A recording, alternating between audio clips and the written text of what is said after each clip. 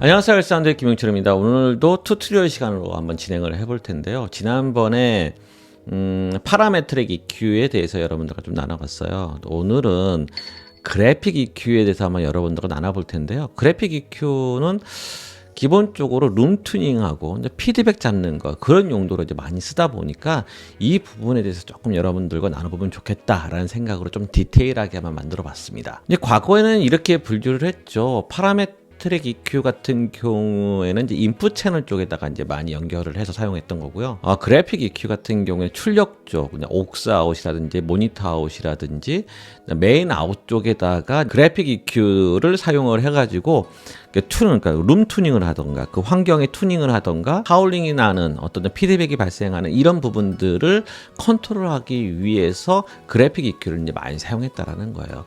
이 부분이 요즘 시대로 넘어오면서 용도적인 측면에 대해서 얘기할 필요가 있긴 하겠지만 이 부분에 대해서 나중에 얘기하도록 하고요. 오늘은 교재에 근거를 해서 여러분들과 좀 나눠보는 시간을 가져볼까 합니다. 시작하기 전에 구독과 좋아요는 잊지 말아 주시고요. 잠시 영상을 보신 후에 본격적으로 시작을 해보도록 하겠습니다.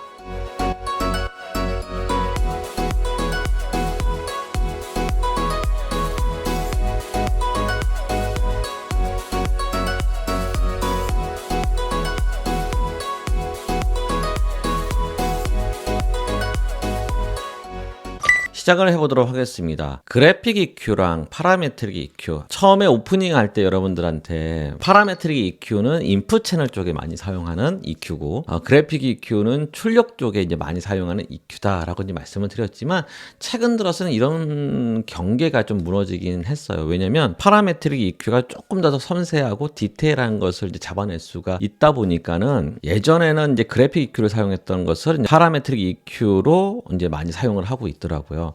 뭐 그럴 수밖에 없다라는 거죠. 왜냐하면 예전에 지난번에 강의에서 이런 얘기를 했잖아요. 필터 설계를 이제 회로적으로 필터를 설계를 하다 보니 그러니까 주파수를 수입하는 것 자체가 주파수를 이렇게 변화시킨 가변 주파수를 사용한다는 것 자체가 회로적으로 만들기가 쉽지가 않다라는 거. 뿐만 아니라 그렇게 한들 음질적인 측면에 대해서 로스가 생길 수밖에 없다라는 것을 말씀을 드렸어요. 그래서 예전 같은 경우에 아날로그 타입의 이제 콘솔을 사용했던 사람들 같은 경우에는 아웃보드 쪽에다가 별도의 그래픽 EQ, 좋은 비싼 그래픽 EQ를 놓고 그 그래픽 EQ를 가지고 이제 룸 튜닝이라든지 이 하울링이라든지 피드백 같은 것을 이제 많이 컨트롤을 했다라는 거죠. 그럴 수밖에 없는 거죠. 그래픽 EQ 자체는 가변 주파수가 아니라 고정 주파수잖아요. 그래서 몇 개의 밴드로 되어 있냐. 보통 우리가 3분의 1 옥타브 밴드를 많이 쓰게 되죠. 그러니까 이제 각 주파수가 한 31개의 주파수를 컨트롤할 수 있게끔. X축으로는 주파수가 되는 거고요. Y축으로는 그 볼륨이 될 거라는 거죠. 그래서 이제 그것을 이제 컨트롤을 플러스 12dB, 마이너스 12dB까지 컨트롤이 될 수 있도록 이렇게 이제 설계를 했다라는 거죠. 그래픽 EQ 같은 경우에는 설계가 용이하기 때문에 일반 대중들도 쉽게 사용할 수 있는 그런 환경이 됐다라는 거죠. 그 당시에는. 근데 지금 조금 바뀌었잖아요. 옛날에 이제 회로적인 어떤 처리했던 부분들이 디지털 콘솔로 넘어오면서 DSP로 이제 그걸 모두 프로세싱을 이제 처리를 한다라는 거죠. 그래서 실제적으로 소프트웨어적으로 이제 그래픽 EQ라든지 파라메트릭 EQ의 효과를 소프트웨어적으로 이제 많이 처리를 하다 보니 예전에 했던 회로적으로 처리했던 부분들이 이제 소프트웨어적으로 처리를 하다 보니 경제적인 효과도 있을 거고 음질적인 효과도 있고 또한 세세하게 컨트롤할 수 있는 장점이 더 있거든요. 그러다 보니 최근 들어서는 그래픽 EQ보다는 파라메트릭 EQ를 많이 선호하는 게 사실입니다. 그리고 또 파라메트릭 EQ도 이제 좋은 것 같은 경우에 9밴드짜리도 있다고 하더라고요. 그러니까 다양한 자꾸 이제 이쪽으로 이제 흘러오는 그런 추세라는 거죠. 교재에 근거해서 잠깐 말씀을 드리면 용도를 얘기를 한다면 지금 우리가 얘기하는 거는 SR이나 PA 쪽 관련해서 여러분들과 좀 얘기를 하고 있어요. 근데 그래픽 EQ 같은 경우에는 스튜디오나 방송국에도 많이 사용하고 있거든요.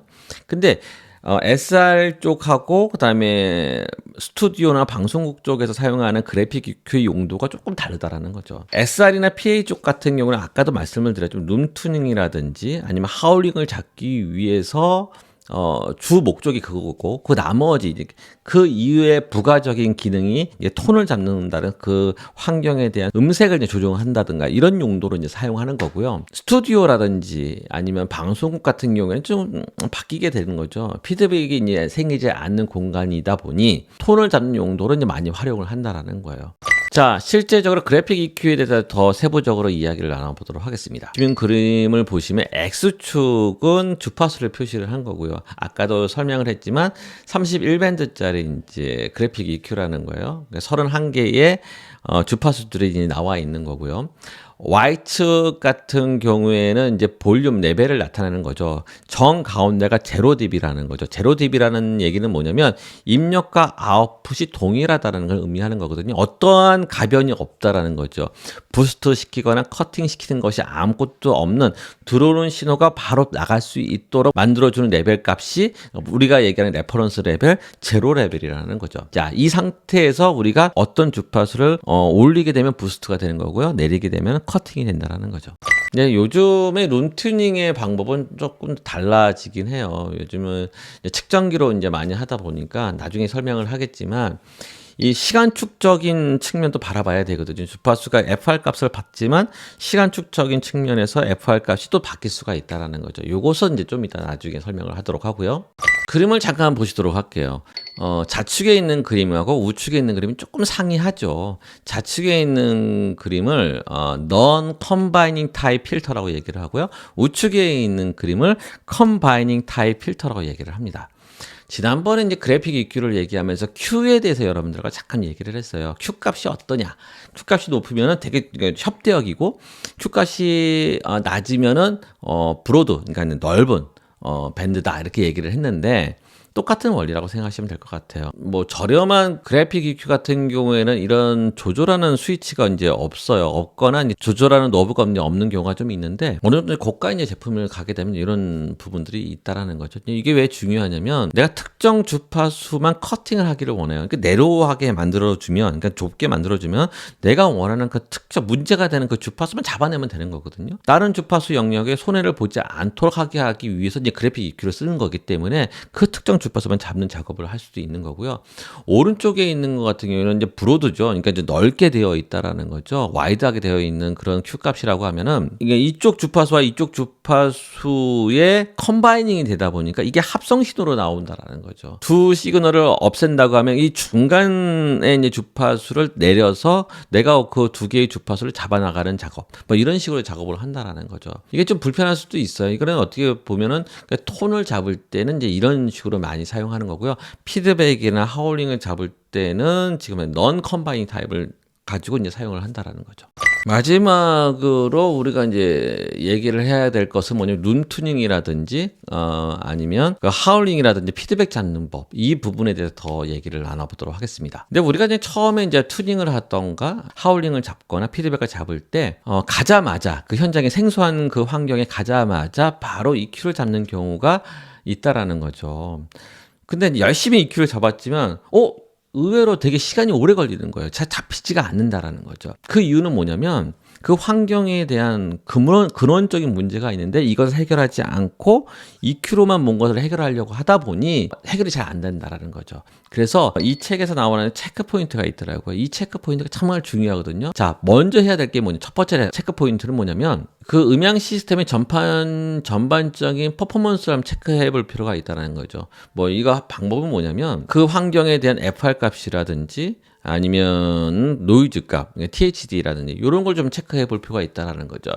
뭐 기본적으로 측정기가 있어서 그걸 연결을 해서 뭐 각각도 측정을 하고 최종단 입력에서 출력까지를 전체적으로 다 측정을 해서 이 환경에 이 퍼포먼스가 얼마큼 나오는지를 확인해 볼 필요가 있는데 여러분들이 측정기가 없다고 하면 어떻게 하면 되냐면요. 간단합니다. 다 모든 볼륨이라는 그 위치를 다 플랫하게 만들어 놓은 상태에서 개인값을 올려보는 거예요. 그리고 출력값을 올려보는 거죠. 그랬을 경우에 기본 이제 백그라운드 노이즈가 있거든요. 어떻게 보면 화이트 노이즈죠. 그 화이트 노이즈가 발생했을 때 어떤 소리가 피드백이 되는지 한번 체크해 볼 필요가 있다는 거죠. 그리고 어떤 노이즈가 만약 험 노이즈가 있다고 하면 여기는 어느 정도 올리면 험 노이즈가 발생하는구나.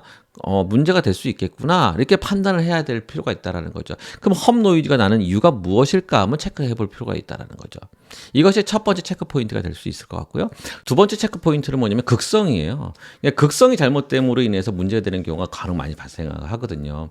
뭐 이것도 마찬가지 측정기를 가지고 측정하면 좋긴 하겠지만 그렇지 못하는 환경이라고 하면 어떻게 하냐면 되냐면 레프트 소리 정중앙에서 정위상이 되는 위치, 그러니까 삼각형을 그려가지고 정 가운데에 놓은 다음에 들어보는 거죠. 레프트 소리를 들었을 때, 라이트 소리를 들었을 때, 두 개를 같이 들었을 때, 소리가 올라간다. 그럼 정의상이 맞는 거예요.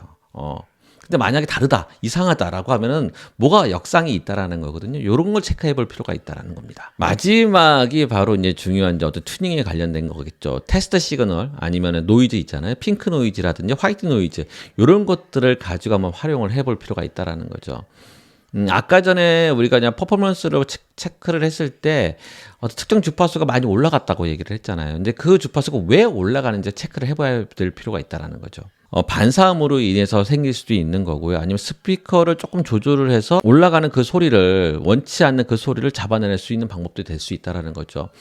그것을 억지로 EQ로 잡다 보면은 정말 소리 자체가 막 무너지는 경우가 많거든요. 이런 것을 하지 않기 위해서는 불가피하게 우리가 이제 환경에 대한 체크를 해볼 필요가 있는 거고요. 특정 주파수를 쏴가지고 어떤 데서 문제가 있는지 한번 체크를 해볼 필요가 있다는 겁니다.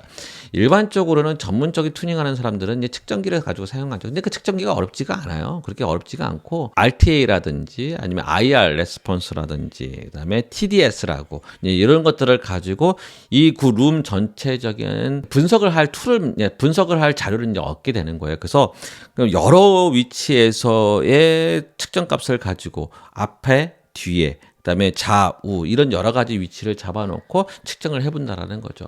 근데 이걸 또 측정을 하면 좋은 게 뭐냐면 시간축에 따라서 시간이 전달됨에 따라서의 그 레퍼런스 값이 좀 많이 바뀌거든요. 이런 것도 체크해 볼 필요가 있다는 거죠. 앞에는 잘 들리는데 뒤에서 좀 이상하게 들리고 막 이런 경우가 있잖아요. 이런 것을 미리 사전에 체크를 해서 그러면 이걸 어떻게 해결할 것인가 이거를 조금 더 고민해 볼 필요가 있다라는 거죠. 그리고 이걸 튜닝으로 해결할 것인지 아니면 마감으로 해결할 것인지 아니면 딜레이 스피커를 달아서 더 보완을 해서 할 것인지라는 것을 판단을 해볼 필요가 있다라는 겁니다.